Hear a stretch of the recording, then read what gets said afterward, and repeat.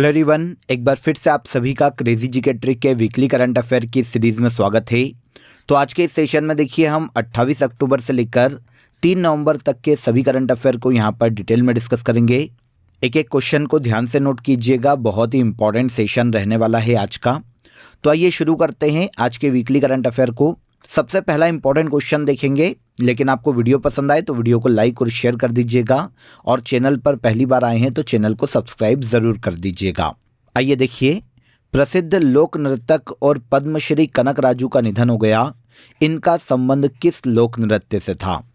तो देखिए, फोक डांसर हैं पद्मश्री से सम्मानित कनक राजू। हाल ही में देखिए इनका 80 वर्ष की आयु में निधन हो गया। इनका जो संबंध है वो गुसाड़ी लोक नृत्य से है। तो आंसर यहाँ पर सी हो जाएगा। पहले हमें गुसाड़ी लोक नृत्य के बारे में पता होना चाहिए। ये जो नृत्य है स्पेशली तेलंगाना का एक लोक नृत्य है। तेलंगाना में गोंडुलू जनजाति पाई जाती है, जिसमें गुसाड़ी लोक नृत्य काफ़ी फेमस है। इसके एक बहुत ही फेमस फोक डांसर हैं कनक राजू। ये भी भारत के तेलंगाना राज्य से ही संबंधित है।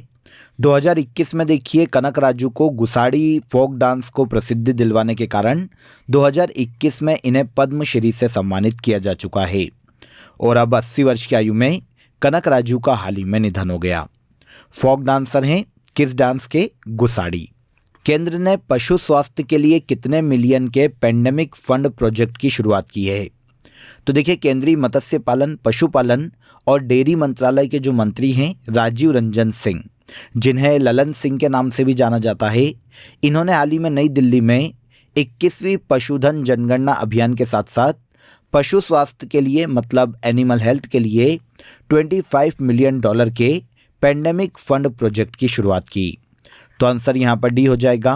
पेंडेमिक फंड प्रोजेक्ट $25 मिलियन का है। इसका जो पैसा है वो G20 महामारी निधि से दिया जाने वाला है। G20 पेंडेमिक फंड है पशुओं के लिए, वहाँ से दिया जाएगा $25 मिलियन। इस फंड का जो यूज़ है नॉर्मली भारत में जानवरों में जो रोग होते हैं जैसे फुट डिसीज़, माउथ डिसीज़, जिसे मुंह पका और खुर पका भी कहा जाता है, इसके इस्तेमाल के लिए, इसके निराकरण के लिए नॉर्मली $25 मिलियन का ये फंड यूज़ किया जाएगा, जिसे पेंडेमिक फंड प्रोजेक्ट का नाम दिया गया है। तो केंद्र ने पशु स्वास्थ्य के लिए कितने मिलियन के पेंडेमिक फंड प्रोजेक्ट की शुरुआत की? तो यह है $25 मिलियन का पेंडेमिक फंड प्रोजेक्ट। देखिए फ्रेंड्स, यहाँ पर आप सभी को पता है कि आप सभी के लिए क्रेजी जीके ट्रिक और रूट एप्लीकेशन पर दिवाली की सेल अभी कंटिन्यू है, जहाँ पर आपको सभी कोर्सेस अप टू 80% तक ऑफ पर अवेलेबल है। देखिए, क्रेजी जीके ट्रिक और रूट एप्लीकेशन पर 1000 प्राइस से नीचे के जितने भी आपके कोर्सेस हैं वहाँ पर आप लक्ष्मी कूपन कोड का यूज़ कर सकते हैं। और इसके अलावा 1000 से ऊपर प्राइस के जितने भी कोर्सेस हैं वहाँ पर आप दिवाली कूपन कोड का यूज़ कर सकते हैं। आपको अप टू 80% तक मैक्सिमम डिस्काउंट यहाँ पर अवेलेबल हो जाएगा। सभी कोर्सेस पर आपके लिए डिस्काउंट अवेलेबल है। और इसके अलावा देखिए 100 आवर्स GS का जो कोर्स है आप सभी के लिए अक्षय सर का, वो कुछ और दिन आपके लिए 999 में अवेलेबल हो रहा है, तो आप इसे भी ज्वाइन कर सकते हैं। इसकी भी लिंक मैं आपको डिस्क्रिप्शन में नीचे दे दूंगा, तो वहाँ पर जाकर आप इजीली इसे अवेल कर सकते हैं। तो बिना देर किए आप ऑफ़र का फ़ायदा उठाइए, आपको मैक्सिमम डिस्काउंट सारे कोर्सेस पर अभी अवेलेबल है। और अगर आपको कोई भी डाउट आता है तो आपके लिए नीचे हेल्पलाइन नंबर दिया गया है, इस पर कॉल कर लीजिए, व्हाट्सअप कर दीजिए, आपकी क्वेरी वहाँ पर सॉल्व हो जाएगी। इसके बाद आ जाइए, हाल ही में किस भारतीय को वर्ल्ड स्टील एसोसिएशन का चेयरमैन नियुक्त किया गया? यहाँ पर देखिए हमें पता होना चाहिए कि वर्ल्ड स्टील एसोसिएशन एक्चुअल में क्या है। वर्ल्ड के जो दुनिया भर के स्टील इंडस्ट्री है उनका एक प्रमुख संगठन है वर्ल्ड स्टील एसोसिएशन। पूरे वर्ल्ड में जितना भी स्टील का प्रोडक्शन किया जाता है उनमें से 85% इस एसोसिएशन के जो मेंबर इंडस्ट्री है उनके द्वारा प्रोड्यूस किया जाता है। अब देखिए, वर्ल्ड स्टील एसोसिएशन के हाल ही में नए चेयरमैन थेचट विश्वनाथ नरेंद्रन को नियुक्त किया गया। अक्टूबर 2024 में वर्ल्ड स्टील एसोसिएशन के चेयरमैन के रूप में थेचट विश्वनाथ नरेंद्रन की नियुक्ति की गई है। और इस तरीके से वर्ल्ड स्टील एसोसिएशन के चेयरमैन बनने वाले ये दूसरे इंडियन हैं, क्योंकि इनके पहले 2021 में सज्जन जिंदल वर्ल्ड स्टील एसोसिएशन के पहले भारतीय चेयरमैन थे। वर्ल्ड स्टील एसोसिएशन की स्थापना 1967 में की गई थी और इसका हेडक्वार्टर बेल्जियम के ब्रुसेल्स में देखने को मिलता है। इन्वायरमेंटल शिप इंडेक्स के तहत ग्रीन शिप इंसेंटिव्स लागू करने वाला भारत का पहला बंदरगाह कौन सा है? क्वेश्चन इंपॉर्टेंट है, नोट कीजिएगा। यहाँ पर सबसे पहले हमें समझना पड़ेगा इन्वायरमेंटल शिप इंडेक्स को। एक इंटरनेशनल स्टैंडर्ड है फ्रेंड्स, जो कि समुद्री जहाज़ों द्वारा उत्पन्न प्रदूषण की मात्रा को नापता है और उसका आंकलन करता है। इसके तहत ग्रीन शिप इंसेंटिव्स लागू करने वाला भारत का पहला बंदरगाह बना है मोरमुगांव पोर्ट। मोरमुगांव पोर्ट की बात करें तो ये भारत के गोवा राज्य में स्थित है। अब यहाँ पर यह समझिए कि ग्रीन शिप इंसेंटिव्स एक्चुअल में है क्या।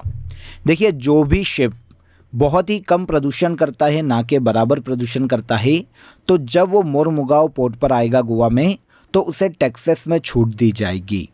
यही है ग्रीन शिप इंसेंटिव्स।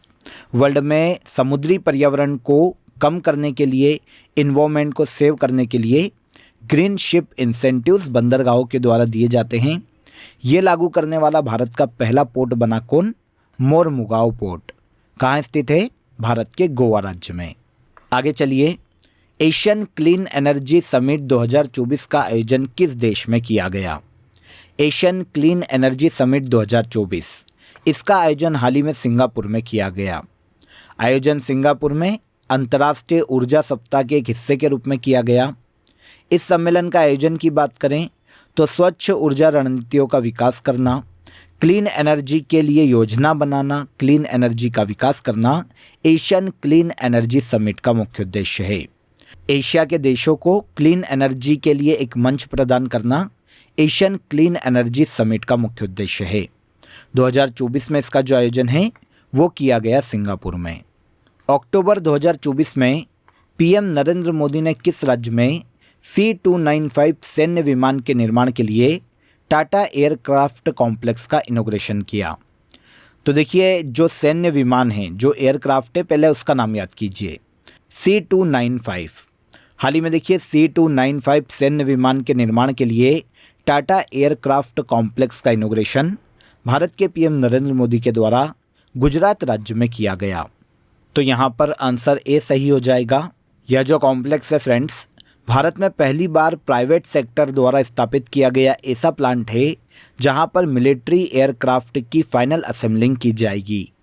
मतलब देखिए, एयरक्राफ्ट के अलग अलग पार्ट्स को लाकर एक जगह असेंबल किया जाएगा और फाइनल एयरक्राफ्ट तैयार किया जाएगा।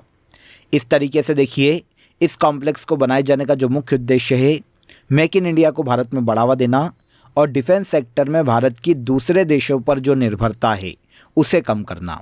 तो इसीलिए भारत के पीएम नरेंद्र मोदी ने C295 सैन्य विमान के निर्माण के लिए टाटा एयरक्राफ्ट कॉम्प्लेक्स का इनॉग्रेशन भारत के गुजरात राज्य में किया है। इसके बाद सांसद तेजस्वी सूर्या ने आयरन मैन चैलेंज को पूरा किया। तेजस्वी सूर्या किस राज्य से सांसद है?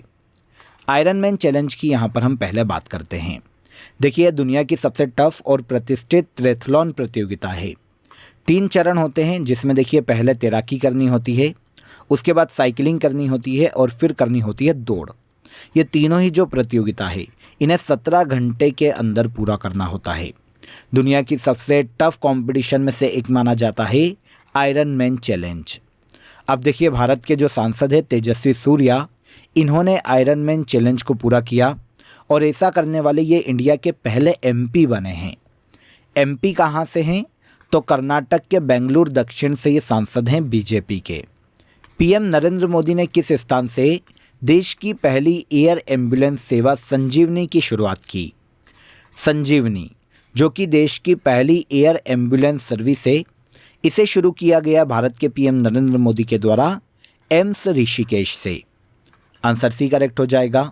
यह जो एयर एम्बुलेंस सेवा है फ्रेंड्स, उत्तराखंड के किसी भी क्षेत्र से गंभीर रूप से घायल जो व्यक्ति हैं, उन्हें एम्स ऋषिकेश जल्द से जल्द पहुंचाने में मदद करेगी। बिना समय गंवाए जो पेशेंट है उसकी जान बचाई जा सकेगी। क्योंकि देखिए, आप सभी जानते हैं उत्तराखंड ज़्यादातर पहाड़ी इलाका है, तो दुर्गम क्षेत्रों से जो मरीज हैं उन्हें एयर एम्बुलेंस सर्विस के माध्यम से, संजीवनी के माध्यम से एम्स ऋषिकेश जल्द से जल्द लाया जाएगा। तो ये देश की पहली एयर एम्बुलेंस सेवा है संजीवनी। शुरुआत की गई है एम्स ऋषिकेश में। Answer C. आगे आइए, किस फीमेल फुटबॉलर को बैलन डी और अवार्ड 2024 दिया गया? तो हाल ही में देखिए अक्टूबर 2024 में पेरिस में फुटबॉल अवार्ड बैलन डी और 2024 प्रदान किए गए। यहाँ पर देखिए बैलन डी और से जब भी क्वेश्चन पूछा जाता है तो मेल फुटबॉलर और फीमेल फुटबॉलर से ही क्वेश्चन हमें एग्जाम में देखने को मिलता है। स्पेन की खिलाड़ी है एटाना बोनमाटी, जिन्हें 2024 के लिए बैलन डी और अवार्ड से सम्मानित किया गया। ये फीमेल फुटबॉलर है फ्रेंड्स। 2023 में भी एटाना बोनमाटी को ही बैलन डी और अवार्ड से सम्मानित किया गया था। इसके अलावा देखिए मेंस कैटेगरी की बात करें तो मेंस कैटेगरी में जो बैलन डी और अवार्ड है वो रोड्री को दिया गया, जो कि स्पेन के ही पुरुष फुटबॉलर है।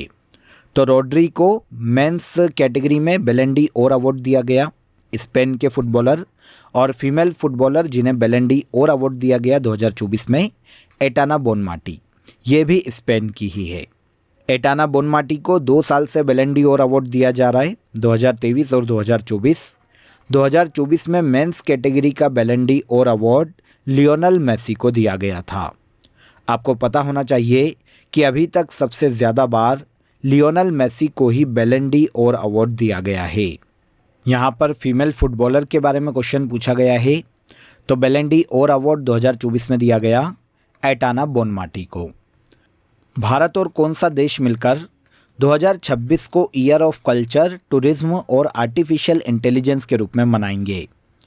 तो ईयर ऑफ कल्चर, टूरिज्म और आर्टिफिशियल इंटेलिजेंस को 2026 में इंडिया और स्पेन मिलकर मनाने वाले हैं। हाल ही में देखिए स्पेन के पीएम पेड्रो सांचेज भारत की यात्रा पर थे। यहाँ पर इंडिया और स्पेन के मध्य में काफ़ी सारे समझौते हुए हैं, जैसे रेल परिवहन को लेकर, सीमा शुल्क को लेकर, इन्वेस्टमेंट को लेकर। इनमें से सबसे इम्पॉर्टेंट है कि इंडिया और स्पेन मिलकर 2026 को ईयर ऑफ कल्चर, टूरिज्म और आर्टिफिशियल इंटेलिजेंस के रूप में सेलिब्रेट करेंगे। दोनों देश अपने यहाँ के नागरिकों को एक दूसरे की संस्कृति को समझने में मदद करेंगे और इस तरीके से मनाया जाएगा 2026 को ईयर ऑफ कल्चर, टूरिज्म और आर्टिफिशियल इंटेलिजेंस। कौन से 2 देश शामिल हैं? तो इंडिया और स्पेन। इसके बाद आइए, किस देश के खिलाड़ी मैथ्यू वेड ने संन्यास की घोषणा की? मैथ्यू वेड ऑस्ट्रेलिया के बहुत ही फेमस विकेट कीपर बल्लेबाज है फ्रेंड्स, जिन्होंने हाल ही में इंटरनेशनल क्रिकेट खेलों से संन्यास की घोषणा की है। 13 साल तक इन्होंने ऑस्ट्रेलियाई क्रिकेट टीम का ये हिस्सा रहे हैं, जिसमें इन्होंने टोटल 225 इंटरनेशनल मैच खेले। इनमें से इन्होंने 36 टेस्ट मैच खेले हैं। इसके अलावा 97 वनडे और 92 T20 मैच खेले हैं। तो मैथ्यू वेड ऑस्ट्रेलिया के विकेट कीपर बल्लेबाज हैं, जिन्होंने इंटरनेशनल क्रिकेट खेलों से हाल ही में संन्यास की घोषणा की। World justice project rule of law index 2023 में भारत की रैंक क्या है? पहले देखिए हमें इस इंडेक्स को समझना पड़ेगा कि इंडेक्स क्या है। World justice project rule of law index की अगर हम बात करें तो ये अमेरिका के इंटरनेशनल सिविल सोसाइटी ऑर्गेनाइजेशन के द्वारा 2008 से जारी किया जा रहा है। किसी भी देश में कानून व्यवस्था कितनी ज़्यादा पावरफुल है, लोगों के लिए कितनी ज़्यादा ईजी है, इस आधार पर world justice project rule of law index को तैयार किया जाता है। 2024 में 2023 के लिए इंडेक्स हाल ही में जारी किया गया, जिसमें 142 देशों को सम्मिलित किया गया। इन 142 देशों में इंडिया को रूल ऑफ लॉ इंडेक्स 2023 में 79th रैंक पर रखा गया है। इंडिया की देखिए रैंक नीचे है क्योंकि इंडिया में करप्शन, जुडिशियल इनएफिशिएंसी और इसके अलावा गवर्नमेंट इंटरफेरेंस बहुत ज़्यादा है। ये समस्या के कारण रूल ऑफ लॉ इंडेक्स 2023 में 142 देशों की लिस्ट में इंडिया को 79th रैंक पर रखा गया। आंसर हो जाएगा 79th रैंक। आगे, आयुष्मान भारत जन आरोग्य योजना के तहत 70 वर्ष से अधिक आयु वाले व्यक्तियों को कितने लाख का बीमा कवर दिया जाएगा? देखिए अक्टूबर 2024 में भारत के पीएम नरेंद्र मोदी ने 70 साल से ज़्यादा आयु वाले जो नागरिक हैं, जो सिटीज़न हैं, उन्हें आयुष्मान भारत प्रधानमंत्री जन आरोग्य योजना में जोड़ा है और इसके तहत 70 साल से अधिक आयु के जो व्यक्ति हैं अब उन्हें सालाना 5 लाख रुपए का बीमा कवर दिया जाएगा। इस योजना के जो लाभार्थी हैं वो 29,000 से ज़्यादा लिस्टेड अस्पतालों में 5 लाख रुपए तक का सालाना बीमा कवर ले सकते हैं। इसके पहले 2018 में इस योजना को जब लॉन्च किया गया था तो इसमें 70 साल से नीचे के सभी नागरिक शामिल हैं जिन्हें 5 लाख तक का बीमा कवर दिया जाता है। और अब 70 साल से ऊपर के व्यक्तियों को भी 5 लाख रुपए तक का बीमा कवर आयुष्मान भारत जन आरोग्य योजना के तहत दिया जाएगा। तो 5 लाख यहाँ पर आंसर हो जाएगा। योजना कब लॉन्च की गई थी ये भी याद रखिएगा, 2018 में। देश का पहला राइटर्स विलेज किस राज्य में खोला गया? देश का पहला राइटर्स विलेज खोला गया है भारत के उत्तराखंड राज्य में। उत्तराखंड में देहरादून से 24 किलोमीटर की दूरी पर यह राइटर्स विलेज स्थित है, जिसका इनॉग्रेशन पूर्व राष्ट्रपति रामनाथ कोविंद और उत्तराखंड के राज्यपाल लेफ्टिनेंट जनरल गुरमीत सिंह के द्वारा किया गया। विलेज क्या है इसके बारे में बात करें तो भारत में जितने भी लेखक और कलाकार हैं उन सभी के लिए देखिए एक पीसफुल एरिया यहाँ पर प्रोवाइड किया जाएगा। बहुत ही क्रिएटिव एरिया प्रोवाइड किया जाएगा जिससे साहित्य में क्रिएटिविटी आ सके, ताकि जो भी रचना या फिर साहित्य कोई भी राइटर अगर लिख रहा है तो उसमें क्रिएटिविटी आए। तो इस उद्देश्य से पर्टिकुलर राइटर्स विलेज खोला गया है भारत के उत्तराखंड राज्य में। इम्पॉर्टेंट इसलिए है क्योंकि यह देश का पहला राइटर्स विलेज है, इसे याद रखिएगा। इसके बाद आइए, 31 अक्टूबर को राष्ट्रीय एकता दिवस किस महापुरुष की जयंती पर मनाया जाता है? क्वेश्चन इंपॉर्टेंट है, नोट कीजिएगा। देखिए, राष्ट्रीय एकता दिवस नेशनल यूनिटी डे की बात करें तो ये सरदार वल्लभ भाई पटेल की जयंती के रूप में मनाया जाता है। सरदार वल्लभ भाई पटेल लौह पुरुष, आयरन मैन ऑफ इंडिया कहलाते हैं। भारत में देशी रियासतों का एकीकरण करने में सरदार वल्लभ भाई पटेल ने बहुत ही महत्वपूर्ण भूमिका निभाई थी। तो देखिए, इनका जो जन्म है वो 31 अक्टूबर को 1875 में हुआ था और इनका निधन 1950 में हुआ था।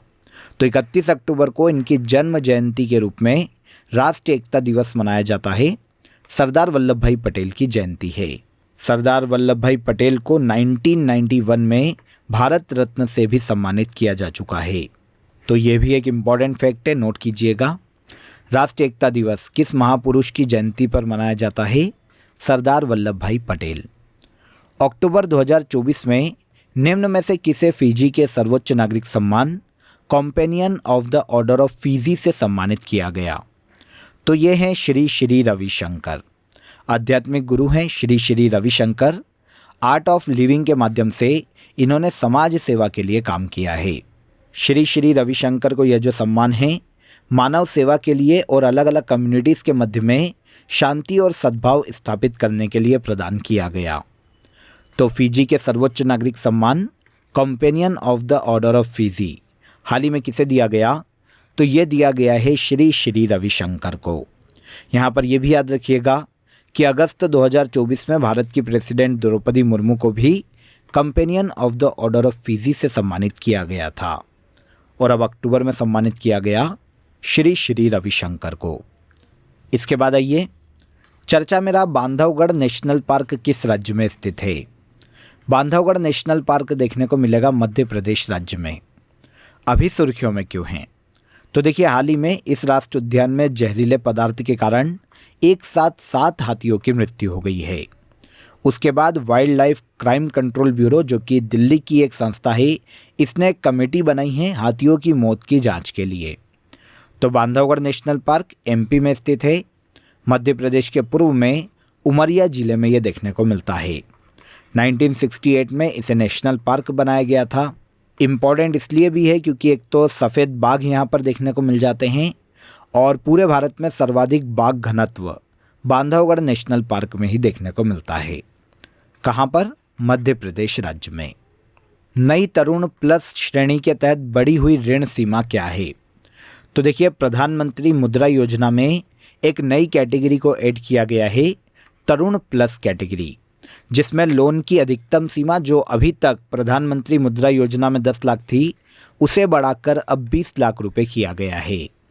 तो तरुण प्लस कैटेगरी बनाई गई है प्रधानमंत्री मुद्रा योजना के तहत। बढ़ी हुई ऋण सीमा कितनी? 20 लाख रुपए। तिहार त्यौहार कहाँ मनाया जाता है? तिहार त्यौहार भारत के पड़ोसी देश नेपाल में मनाया जाने वाला पर्व है। दिवाली के अवसर पर नेपाल में तिहार फेस्टिवल को सेलिब्रेट किया जाता है। युद्ध अभ्यास गरुड़ शक्ति 2024 भारत और किस देश के मध्य आयोजित किया जा रहा है? तो गरुड़ शक्ति वॉर एक्सरसाइज का आयोजन इंडिया और इंडोनेशिया के मध्य में किया जाता है। क्वेश्चन ये काफ़ी एसएससी के एग्ज़ाम में पूछा गया है, तो आपको इसे याद रखना चाहिए। भारत और इंडोनेशिया की स्पेशल फोर्सेस के मध्य में गरुड़ शक्ति के 9th एडिशन की देखिए हाल ही में शुरुआत की गई। इसका आयोजन जो है 1 से लेकर 12 नवंबर तक इंडोनेशिया के जकार्ता में किया जाएगा। तो गरुड़ शक्ति वॉर एक्सरसाइज से आयोजन इंडिया और इंडोनेशिया के मध्य में किया जाता है। सबसे पहली बार इसकी शुरुआत 2012 में की गई थी और 2024 में इसके 9वें संस्करण का आयोजन किया जा रहा है। नेक्स्ट, 1 नवंबर 2024 को एमपी राज्य का कौन सा स्थापना दिवस मनाया गया? तो 1 नवंबर 2024 को मध्य प्रदेश का 69th फाउंडेशन डे सेलिब्रेट किया गया। आपको पता होना चाहिए कि मध्य प्रदेश राज्य की स्थापना 1 नवंबर 1956 में की गई थी। 1 नवंबर 1956 को भारत में 14 राज्य और 6 केंद्र शासित प्रदेश एक साथ बनाए गए थे। इसी में से एक था मध्य प्रदेश राज्य। तो 1 नवंबर 2024 को हाल ही में मध्य प्रदेश का 69th फाउंडेशन डे मनाया गया। अक्टूबर 2024 में डॉक्टर विवेक देवराय का निधन हो गया। इनका संबंध किस क्षेत्र से था? तो भारत के बहुत ही फेमस अर्थशास्त्री थे डॉक्टर विवेक देवराय, जिनका देखिए हाल ही में निधन हो गया है। अर्थशास्त्री और प्रधानमंत्री की जो आर्थिक सलाहकार परिषद है उसके अध्यक्ष थे डॉक्टर विवेक देवराय। इनका जन्म भारत के मेघालय राज्य में हुआ था। मेघालय के ये रहने वाले थे। नीति आयोग के पूर्व सदस्य के रूप में काम कर चुके हैं और इनके इकोनॉमी के क्षेत्र में योगदान के कारण इन्हें 2015 में पद्मश्री दिया जा चुका है। डॉक्टर विवेक देवराय, जिनका हाल ही में निधन हो गया, बहुत ही फेमस अर्थशास्त्री थे। डन। आगे आइए, अयोध्या में दीपावली पर कितने दीपों को एक साथ जलाकर वर्ल्ड रिकॉर्ड बनाया गया? तो देखिए, अयोध्या में सरयू नदी के किनारे दीपावली पर 2 Guinness book of world record बने हैं। एक तो सर्वाधिक दीप जलाने का, जो कि 25,12,585 दियों का है। हाल ही में अयोध्या में दीपावली पर 25,12,585 दीपों को एक साथ जलाकर Guinness book of world record बनाया गया। और इसके अलावा देखिए, यहीं पर 1121 वेदाचार्यों ने एक साथ पूजा करके Guinness book of world record बनाया है। तो ये 2 वर्ल्ड रिकॉर्ड बने हैं अयोध्या में दीपावली के अवसर पर। भारत का पहला एनालॉग स्पेस मिशन किस स्थान पर शुरू किया गया? भारत का पहला एनालॉग स्पेस मिशन शुरू किया गया है लद्दाख के लेह में। यह होता क्या है, इससे समझिए। देखिए, अंतरिक्ष के जैसी परिस्थिति, अंतरिक्ष के जैसी कोई भी पिंड की जो परिस्थिति है, जो वातावरण है, वैसा अगर कोई भी प्लेस पृथ्वी पर मिलता है तो वहाँ पर एनालॉग स्पेस स्टेशन के रूप में उसका यूज़ किया जाता है। थोड़ा बहुत चेंज किया जाता है अपने हिसाब से, साइंटिफिकली चेंज करके जितने भी एस्ट्रोनॉट हैं उन्हें यहाँ पर ट्रेनिंग दी जाती है। तो ये भारत का पहला एनालॉग स्पेस मिशन है जिसे लद्दाख के लेह में स्थापित किया गया। इसके बाद आज के वीकली करंट अफेयर का लास्ट क्वेश्चन देखिए। चर्चा में रही ड्रोन दीदी योजना कब शुरू की गई थी? ड्रोन दीदी योजना, इसे शुरू किया गया था भारत में नवंबर 2023 में। उद्देश्य क्या है? तो देखिए, इस योजना के तहत भारत में जो महिला स्वयं सहायता समूह हैं उन्हें ड्रोन और संबंधित इक्विपमेंट खरीदने के लिए लागत का 80% तक की आर्थिक सहायता प्रदान की जाएगी।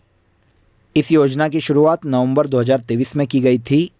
इस योजना के अंतर्गत 15,000 स्वयं सहायता समूहों की महिलाओं को ड्रोन प्रदान किए जाते हैं। तो ड्रोन दीदी योजना अभी सुर्खियों में इसलिए है क्योंकि हाल ही में सेंट्रल गवर्नमेंट ने इसके लिए दिशा निर्देश जारी किए हैं। इसकी शुरुआत भारत में नवंबर 2023 में की गई थी। क्लियर? तो यहाँ पर देखिए, वीकली करंट अफेयर के इस वीडियो में हमने 28 से लेकर 3 नवंबर तक के सभी करंट अफेयर जो कि इम्पॉर्टेंट है, एग्ज़ाम के पॉइंट ऑफ व्यू से रिलेवेंट है, उन सभी को यहाँ पर डिटेल में डिस्कस किया। आई होप आपको सेशन पसंद आया होगा। वीडियो पसंद आया हो तो वीडियो को लाइक और शेयर कर दीजिए, चैनल को सब्सक्राइब कर लीजिए। फिर मुलाकात करेंगे नेक्स्ट वीडियो में। तब तक अपना ख्याल रखिएगा। जय हिंद, जय भारत।